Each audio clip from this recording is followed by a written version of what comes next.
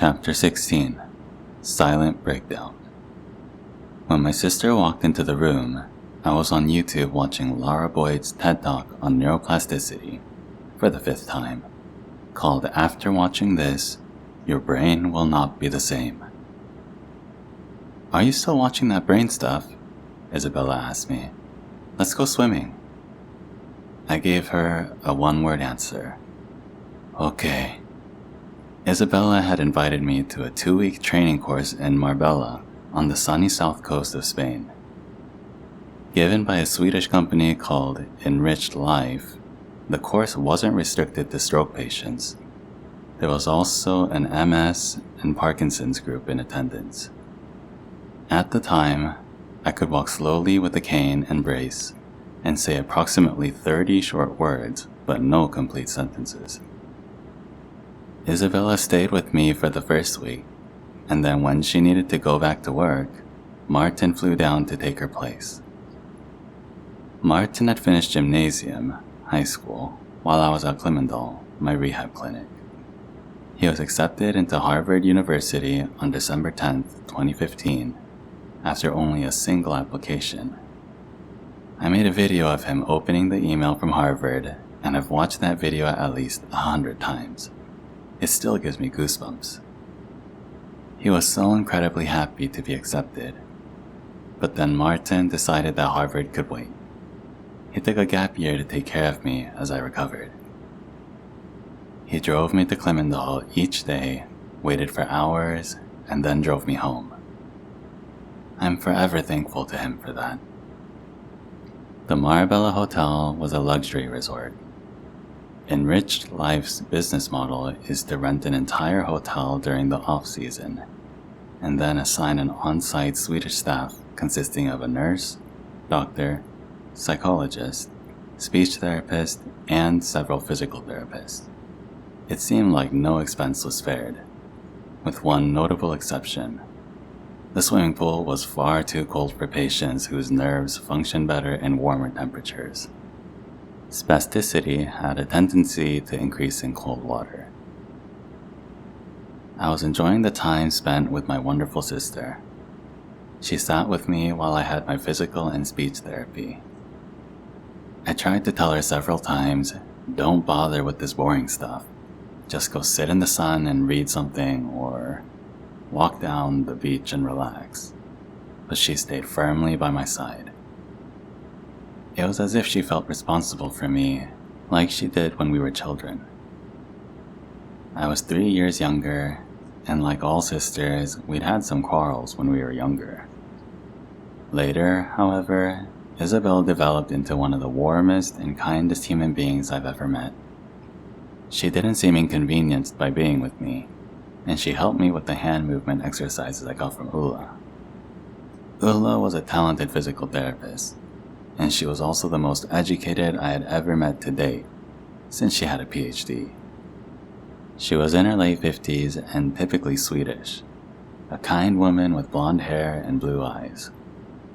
She had also worked in California for a couple of years. I looked up the topic of her PhD thesis. She had specialized in spasticity and the use of Botox in arm and hand therapy. Before we met, I had already read some articles about Botox treatment for arm and hand spasticity.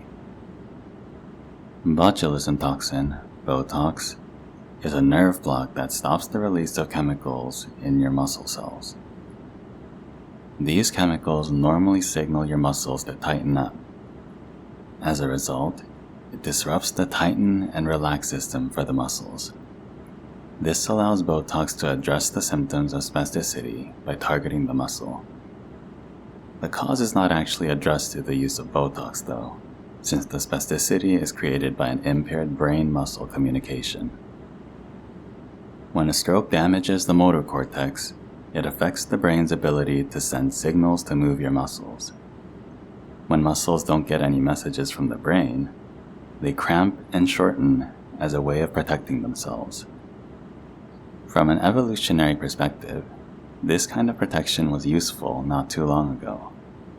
A lion would have a harder time getting a hold of your cave woman arm while it's curled up against your chest.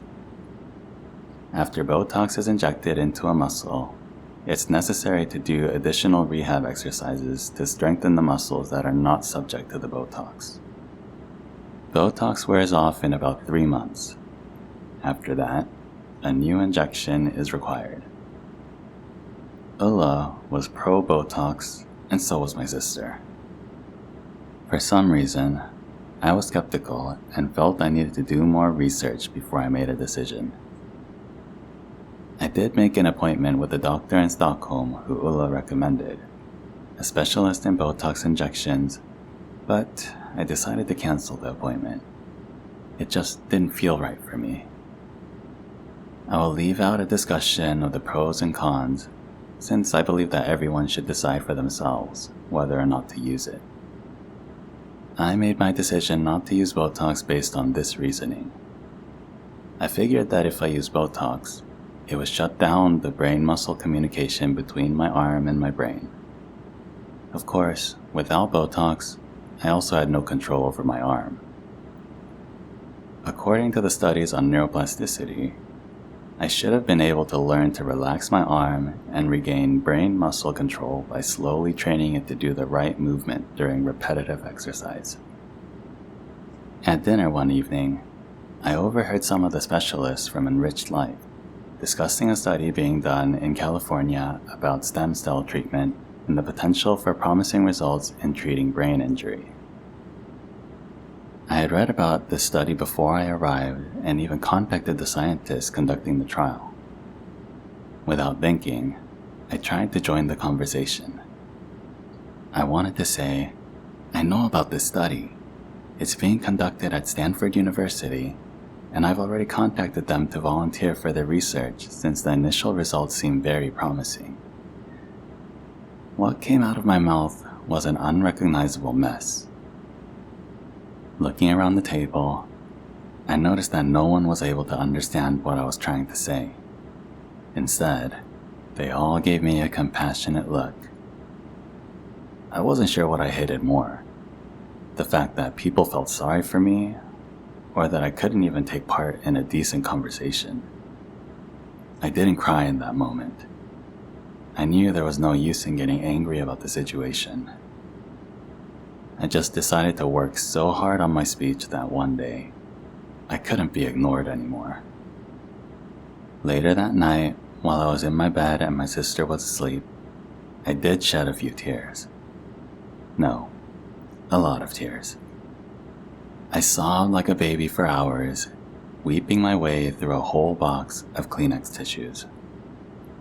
Right this minute, as I write this chapter, what comes to mind is, why did I promise to make this book as authentic and truthful as possible? I hate feeling stupid, and I hate feeling uneducated. My self-pity had struck again, and I hated that too. Even more when I noticed other people's pity for me. Still feeling sorry for myself, I snuck out to the toilet so I wouldn't wake up Isabel. There, I had a silent breakdown. I'm not proud of this now, but at first, I felt like blaming the doctor who kept me waiting for 5.5 hours in the hospital.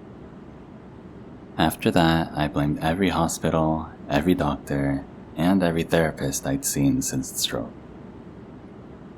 At that particular moment, everyone was to blame except me. I even blamed the hotel staff for not delivering an extra box of tissues to my room that day. The next morning, I went to breakfast as if nothing had happened. The calm facade that I presented to the world seemed to be me in a nutshell. Much later, I received an answer from Stanford University about their stem cell treatment trials. The treatment consisted of inserting modified stem cells from the bone marrow into a chronic stroke patient's brain. Since they denied my application, I guess I'll never find out if it would have worked for me. Chapter 17. Martin. Do you know this book? Martin asked. You're going to like it. It was 7 o'clock in the morning. We were getting ready for a 40-minute drive to Klimendal. I could smell the fresh and earthy scent of rain in the air that morning. Martin showed me the audiobook he was talking about on his iPhone, The Daily Stoic, by Ryan Holiday and Stephen Hanselman. He must have noticed that I was somewhat disappointed by the subtitle, 366 Meditations on Wisdom, Perseverance, and the Art of Living. "You need to take a break from the brain," he said. Maybe he was reading my mind, I thought. I don't need these kinds of books. I have brain damage, remember? I need to recover, so I have to read about the brain. Instead of telling him that, though, I answered with a simple, "All right." "Do you know anything about Stoicism?" he asked. A little bit. I learned a few things in high school, but I didn't remember what could make it so special that I now had to listen to an entire book on the subject. "Tell me about it," I continued. "Stoicism is an ancient philosophy containing a lot of great wisdom," Martin explained. "I think it can help you accept and make the best out of your stroke. It's not going to make you give up your dream to fully recover, though. In fact, those who practice Stoicism are known for their steep yet attainable goals. They'll do almost anything within their reach to achieve them." My curiosity was piqued at this point. I like this. I thought about my own goals to talk fluently, walk, run, and be able to tie my shoelaces using my hands again. "I'm listening," I said. Martin gave me a short rundown. Stoicism was the most influential philosophy in ancient Rome. Its foundations were laid in the 3rd century BC in Athens by Zeno of Citium. Stoic comes from the Greek word stoikos, meaning porch, and it refers to the place where Zeno taught his philosophy. Zeno was succeeded by other famous philosophers like Seneca, Epictetus, and Marcus Aurelius. Now, those names started to ring a bell. I remembered Aurelius. He was that good guy, Roman emperor. Martin continued his lecture. "The authors of the Daily Stoic think that Stoic wisdom is still very relevant today." "Let's listen to it," he said. It had become a habit, listening to audiobooks during our morning trip to the rehab clinic. I clearly remember the first thing that drew my attention to Stoicism. It was a question by Epictetus, a former slave. After he was freed, he became one of the most prominent Stoic philosophers and a teacher to Marcus Aurelius. Once, during one of his lectures, he asked something like, "What kind of boxer are you?" Then he continued, "If you're in the ring and you get hit in the face, would you just walk out of the ring? Of course, you are going to get hit. That's inevitable when competing in boxing. Now, if you get hit in life, which is also inevitable, will you step out of life and give up? What is the whole point of training then? Whether you are a boxer, wrestler, or any other human being, you'll have to train yourself to be able to deal with a very strong opponent. That's life. You're going to get hit sometimes." I hit the pause button and thought about this for some time. Then I listened to it again. I was ashamed of myself. Thinking back, the stroke was a challenger, my very strong opponent. At first, I could handle my new challenger. But when the challenge got tougher due to neuropathic pain, I felt like my opponent was too strong. I then tried to leave the ring. Basically, I was at the point of giving up. Where had my fighting spirit been? I always wanted to win at games when I was a kid, continually aiming to be the best at school. It seems that the Moskowitz method to fight my pain came at the very last moment. It had slowly awakened my inner warrior. I grew in my role as a fighter after I began to become a master over my pain. My stroke had knocked me off my feet, literally and figuratively. Now I had to stand up, face my opponent, and punch it straight in the face. I would not stop until the referee declared me the winner. I had never felt so sure about anything in my life. How wise Martin was. He was only 17 at the time. Did he really come out of my belly? I thought with a grin. I still remember the first time Remco and I were confronted with his exceptional intelligence and memory.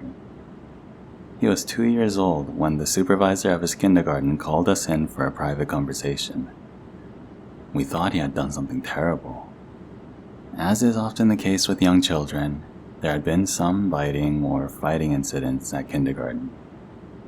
We assumed Martin might have done something along those lines. It turned out they wanted to address something else altogether. They asked us if we realized that he displayed some rather unusual behavior. Writing his name not so astonishing, but they wondered how it was possible that Martin knew all of the different cars on the street. Martin had liked cars for about a year by then. It began when Remco asked him, "Do you know what car we drive?" Remco explained to him that it was a Mercedes, and you could tell by the star logo on the car. Soon, Martin wanted to know about every new logo he noticed on cars. A Mercedes was easy for him after that, and he continued by learning BMW, Volkswagen, Citroën, Chrysler, and so on. The list got longer and longer. Within weeks, he knew Opel had the Corsa and Astra, and Volkswagen had the Polo, Golf, and Passat. Mercedes had the C-Class, E-Class, and S-Class. He would point and say, for example, Peugeot 205. Then he pointed again, Ford Mondeo. If he didn't know a car, he just hadn't been told about it yet. To us, it seemed pretty reasonable. You taught your kid the name of a car, and then he remembered it. He was our first child, so what did we know? I remember one time when he was 7, Martin had to give a speech on the subject of his choice.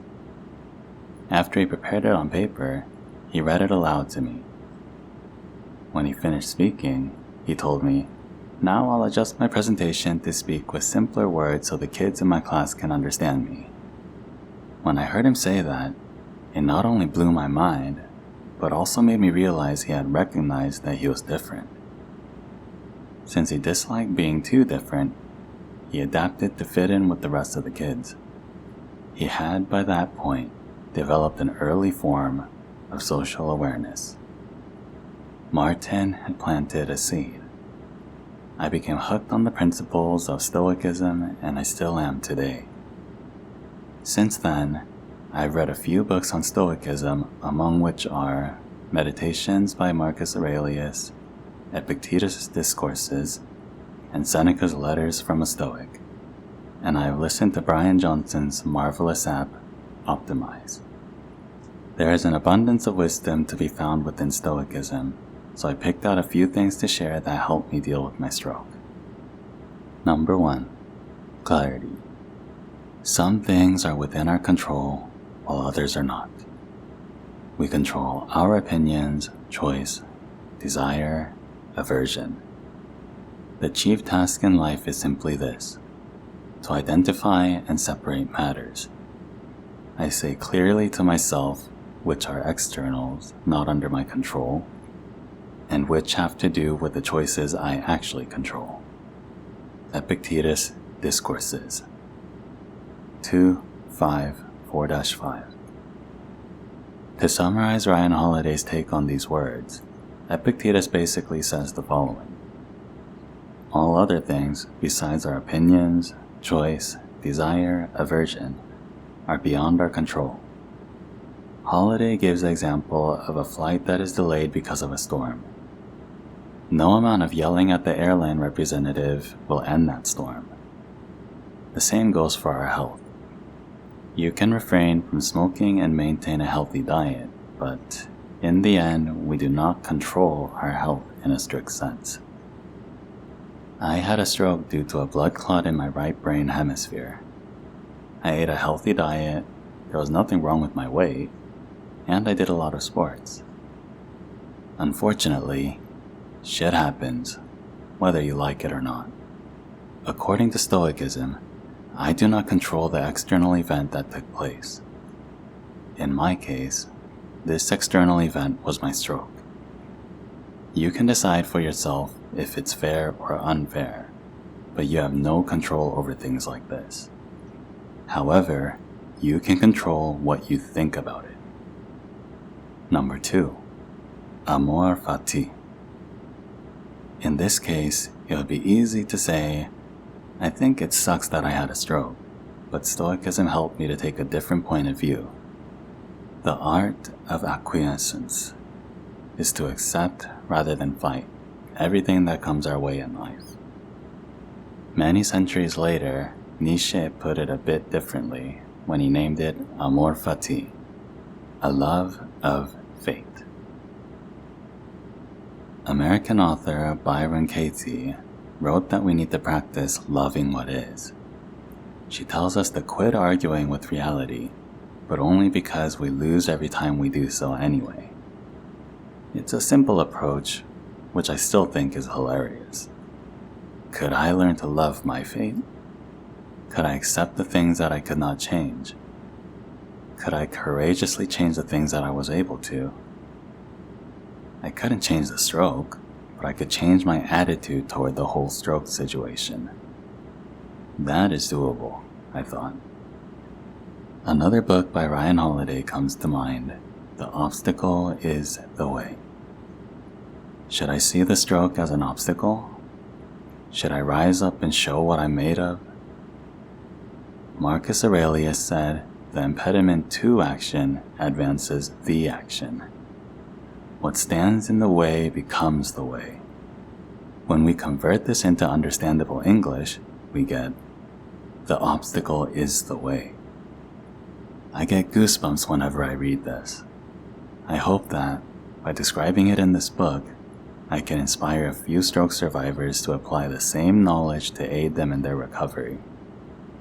I could easily fill this entire book with my admiration for Stoicism, but I'll leave that to the books and authors I mentioned before, since they are specialized in this. I'll add a few more insights first. Something that struck me funny in the lectures of Epictetus is a question he would ask. What would have become of Hercules, do you think, if there had been no lion, no hydra, no stag, and no boar? Obviously, he would have rolled over and gone back to sleep. This tells us that Hercules became who he was by overcoming his obstacles. Oh my god, why did this thing, my stroke, have to happen to me? That was what I would have said previously. But that changed to, okay, awesome challenge. Stoicism teaches us that it's all a matter of acceptance and making the best out of things, and I would use my obstacle to become who I could be. We need to discipline ourselves to care only about the things that are within our control. The trick is to get good at separating what is within our control from what isn't. It is also essential to practice making wise choices about what we control, rather than spending time worrying about the things we cannot influence. In fact, it's like playing a game of cards. When you're dealt a bad hand, there is no use in getting upset about it. The only thing you can do is play your cards as wisely as possible.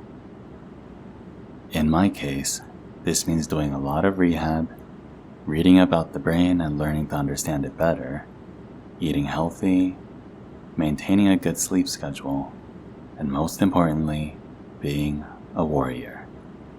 Being upset is not going to bring you or me anything. Thinking about my stroke this way gives me a clear and tranquil feeling. It allows me to enjoy life much more. However, don't believe that Stoics have no emotions. This is not about being emotionless, but instead about having the right emotion. Try not to let irrational feelings take over. Number 3. It takes time. Another valuable lesson I learned from the Stoics is one I learned from Epictetus. Nothing important comes into being overnight. Even grapes and figs need time to ripen.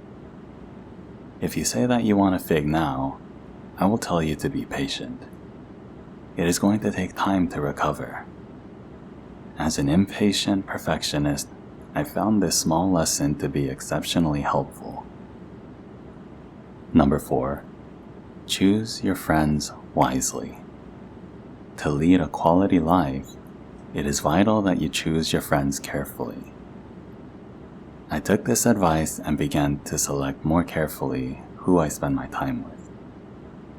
Seneca wrote, "Associate with people who are likely to improve you.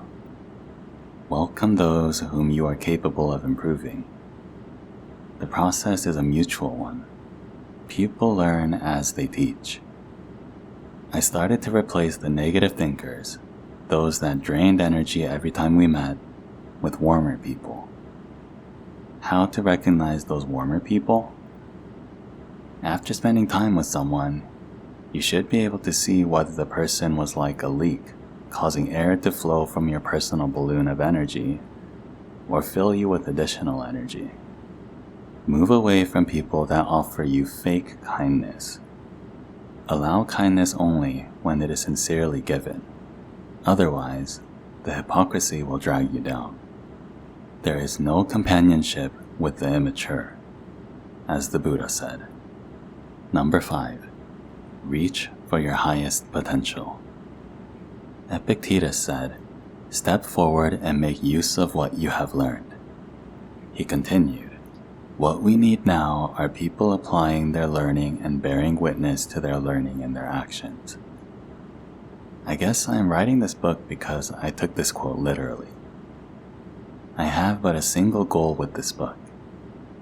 If I can make 1 or 2 stroke survivors' lives more acceptable and more joyful again, I will have accomplished my goal. The Stoics taught me to be determined and see my stroke as a challenge of post-traumatic growth, not simple adversity. I can either break down and give up, or grow from the stroke. I was determined to grow. Chapter 18. Kicked Out and Happy. She had tears in her eyes when she welcomed me. We hugged for a long time. I somehow managed to say, "I'm still smart." She just looked at me and said with a smile, "I do not doubt that."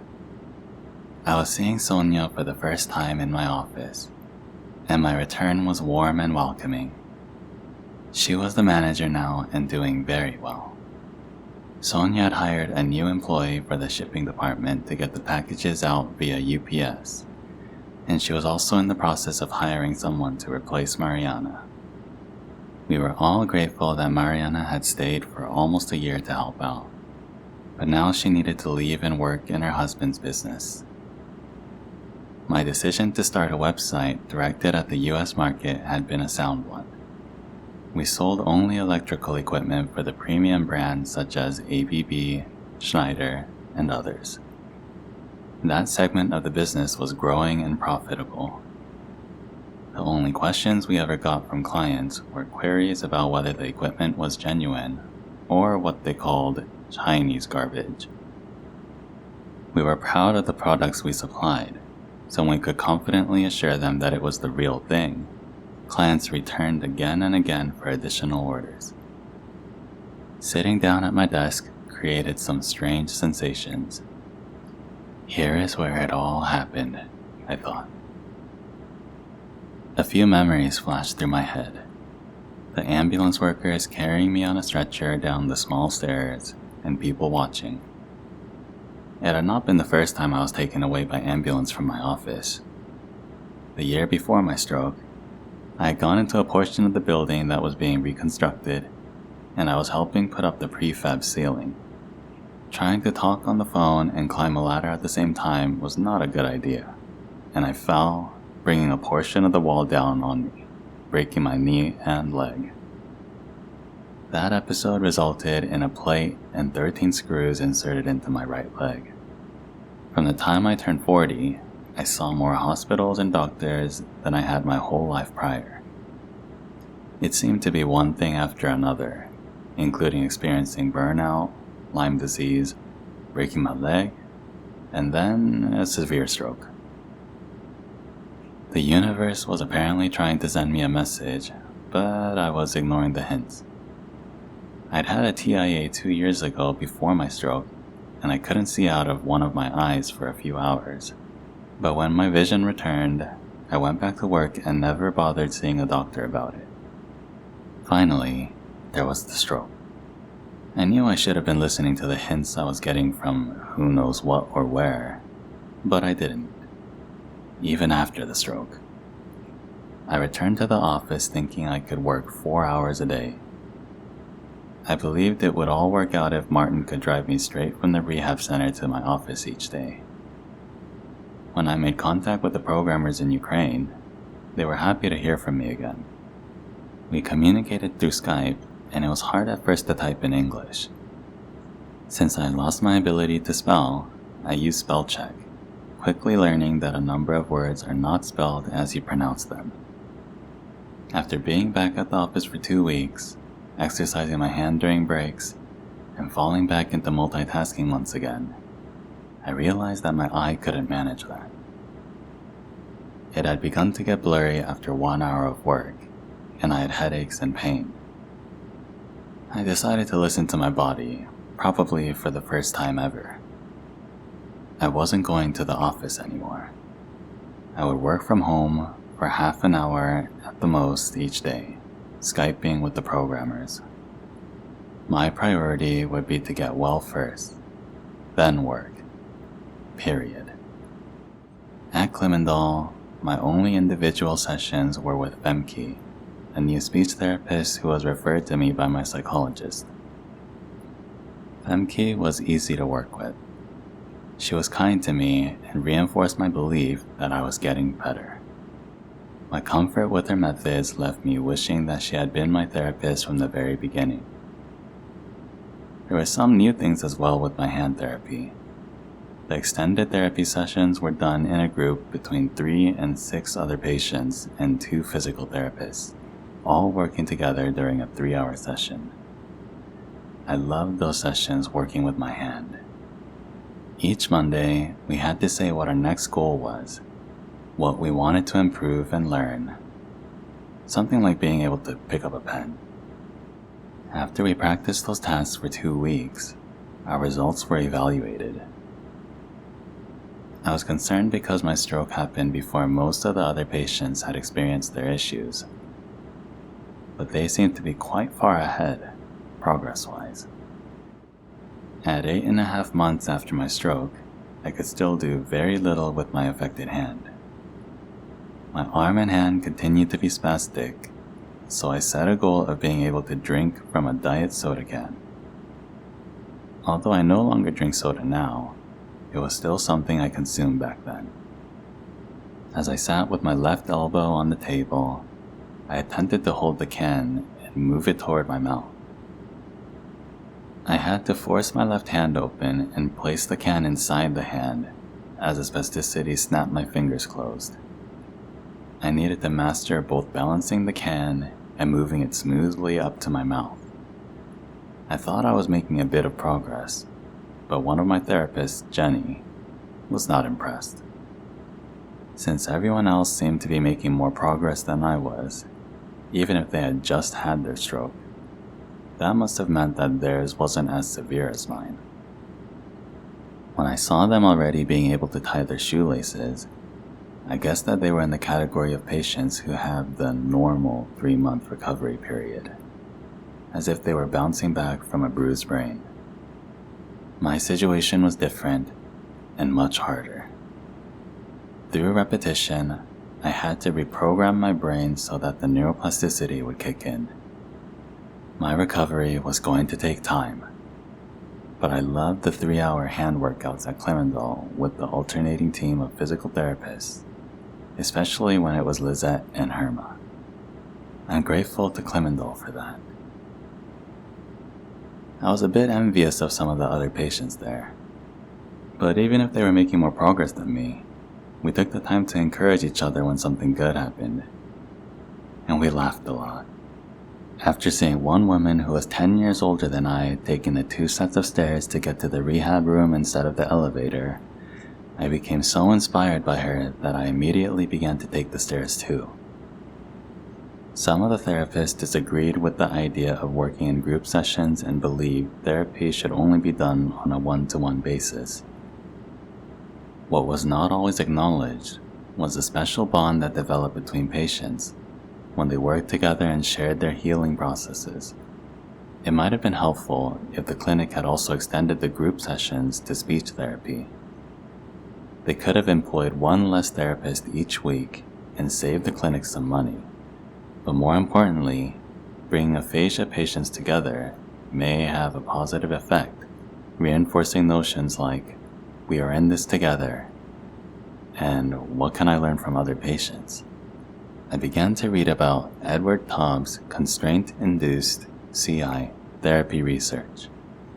Taub, a behavioral neuroscientist on the faculty of the University of Alabama, made his breakthrough research in neuroplasticity while working on the Silver Spring monkeys case. The monkeys were used as research subjects.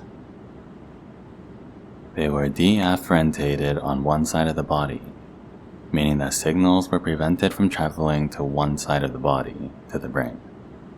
By restraining the functional arm, the good arm, in the monkeys, he was successful in proving that the monkeys would begin to use the less functional, affected arm in response. Wow, I thought when I read this.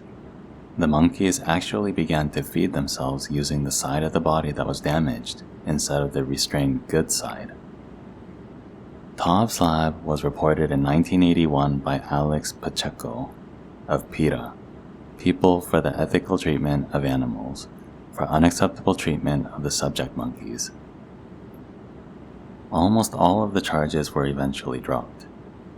Taub's current clinic specializes in constraint-induced movement therapy for people with learned non-use. Reading about Taub made me fleetingly consider breaking my good arm so my stroke-damaged one would get better. Back at Clemendal, one of my therapists, Jenny, began one of our sessions by saying, "We are going to do some tests with your hand." She had taken me to a room where a wooden suitcase was visible and instructed me to take large dice and put them on top. Using every bit of strength and concentration I had, I managed to raise my arm to a 90-degree angle. I must have looked ridiculous. The left shoulder as high as it can get, turning my arm inward. Not an anatomically correct position. My hand was too spastic to release the dice. Moving on to the next test, I discovered it was something with pins that I couldn't even reach with my fingers. Jenny's response was impatient. "There's no use in bringing out more tests because if you can't do this task, the next ones are only going to be more difficult. I'll report your test results to the management." She had known in advance that I would fail that test since she had been working with me every week. She offered me what I considered to be a look of fake empathy. I wanted to say, "Let's agree to disagree. Please allow me to continue being a part of this group. I have made some improvements in balancing my hand, and just because my hand hasn't recovered in X amount of time, doesn't mean that my hand won't recover. It should be all about neuroplasticity now. Besides, Taub's constraint-induced therapy has proved to continue working for years post-stroke." But I couldn't say any of those things. Jenny probably didn't know anything about Taub's research, or neuroplasticity either. So I just said, "Okay, thank you." That same week, I received a letter telling me that it was my last week at Clemendal. In fact, they had kicked me out. During my last week, I gave out bracelets to my fellow patients that said, "Stroke Survivor."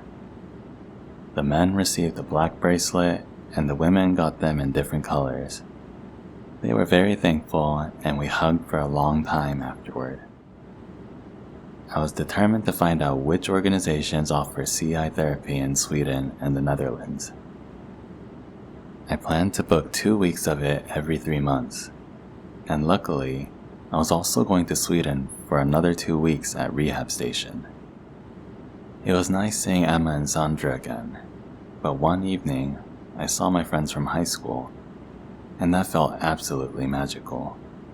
We met at Fia's apartment at Folkungagatan, and I was very nervous about seeing them. I almost peed my pants from the nerves. What if they thought I had changed? What if they didn't recognize me? But they did recognize me, of course. Fia, Camilla, and Nasa were there, but Lisa and Anneli couldn't make it. I hadn't laughed as much since my stroke as I did together with those ladies. Our sense of humor had always been a bit like dry British humor, and we made fun of ourselves with satire and sarcasm. We told jokes about every sort of subject with very little room for taboos. The fact that I could hardly talk created more opportunity for good-natured teasing. All through the evening, we laughed, giggled, howled, and even roared. I had such a blast that it still makes me smile when I write about it. I went home with an awesome feeling. Happy.